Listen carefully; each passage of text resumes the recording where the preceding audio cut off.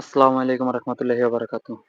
বন্ধুরা, ভারতের কাশ্মীরে যে ঘটনাটা ঘটলো, যে ওনাদেরকে ধর্ম জিজ্ঞেস করে প্যান্ট খুলে খুলে চেক করে নাকি 10-15 জনকে মেরে ফেলছে কিছু সন্ত্রাসী হামলা, মানে 2 জন জঙ্গিতে।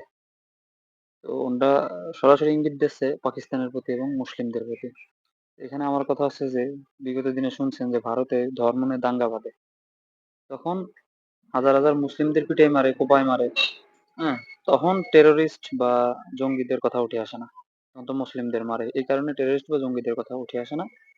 আর এই যে যে কাশ্মীরের যে ঘটনা, না এটা আপনাদের কাছে কেমন লাগতেছে জানি না, কিন্তু আমি ব্যক্তিগতভাবে, আমি মূর্খ মানুষ, ব্যক্তিগতভাবে যেটা চিন্তা করি সেটার ধারণায় মনে হচ্ছে যে বর্তমান ভারতীয় সরকার প্রধান মোদী, নরেন্দ্র মোদী, উনি তো ধর্মভিত্তিক রাজনীতি করতেছে।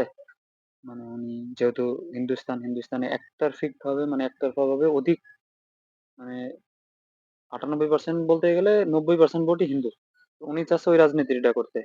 এখন এইখানে যে আসলেই জঙ্গি হামলা, না নিজেরাই ডিল মেরে নিজেকেই এটা, মানে মুসলিমদের উপর একটা প্রেসার ক্রিয়েট করাই এমন কিছু কিনা, এটাও বুঝতেছি না। তবে আমার কাছে সবচেয়ে খারাপ লাগছে যে 10 জন লোক মেরে ফেলছে। হ্যাঁ, এটা দুঃখের বিষয়। 10 জন লোক মেরে ফেলছে, তো এটার আপনারা জঙ্গি হামলা বলতেছেন, টেরোরিস্ট হামলা বলতেছেন, মুসলিমদের উপর আঙ্গুল তুলতেছেন। কিন্তু আপনারা যখন ধর্মের দোহাই দিয়ে হাজার হাজার মুসলিমদের পিটায় মেরে ফেলেন, পুরাই দেন, ঘর বাড়ি পুরাই দেন, জ্বালাও পোড়াও করেন, বস্তু খাতে দেন না, তখন এগুলো টেরোরিস্ট হামলা হয় না। কারণ তখন তো আপনারা সংখ্যায় বেশি এখানে, সবাই মিলে মারলে তো টেরোরিস্ট হয় না। না, এরা তো 2 জনে মাসে এমন কিছু একটা। দেখ, এটাই মুসলিমদের ক্ষেত্রে খালি জঙ্গি আর টেরোরিস্ট। আল্লাহ আছে, বিচার একদিন হবে। আল্লাহ হাফেজ।